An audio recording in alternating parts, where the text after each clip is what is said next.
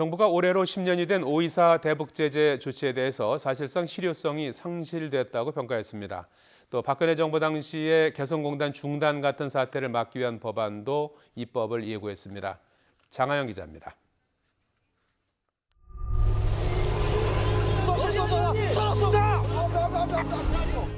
지난 2010년 천안함 피격 이후 한국이 독자적으로 내놓은 5.24 대북 제재 조치. 개성공단과 금강산을 제외하고 방북과 교역, 투자 등 거의 모든 남북 교류를 중단하는 내용입니다. 10년이 흐른 지금 정부는 5.24 조치가 사실상 실효성을 잃었다고 평가했습니다. 이명박 정부 시절인 2011년 평양에서 열린 남북 종교인 모임, 박근혜 정부 당시인 2013년 나진 핫산 프로젝트, 2018년 문재인 정부의 평창올림픽 북한 고위급 방한 등이 5.24 제재의 예외 사례입니다.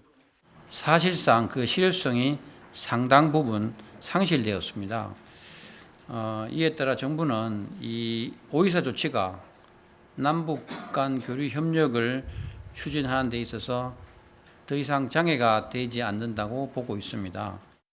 2년 전 강경화 외교부 장관이 해제를 검토 중이라고 국회에서 발언했다가 야당의 거센 반발을 부른 적이 있는데 통일부 당국자가 다시 거론한 겁니다. 통일부는 시한 만료로 폐기된 남북교류협력법 개정안도 다시 입법 예고했습니다.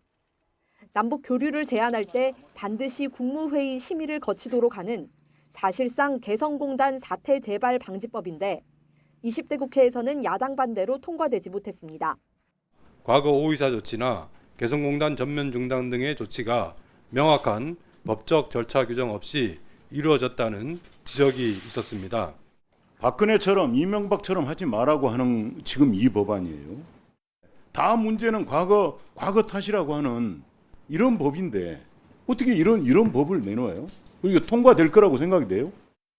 북미 관계 교착 상황에서 보건, 관광 등 다방면의 남북 협력을 모색하고 있는 정부가 177석 거대 여당을 동력 삼아 남북 교류를 본격화하기 위한 디딤돌을 놓고 있습니다. YTN 장하영입니다.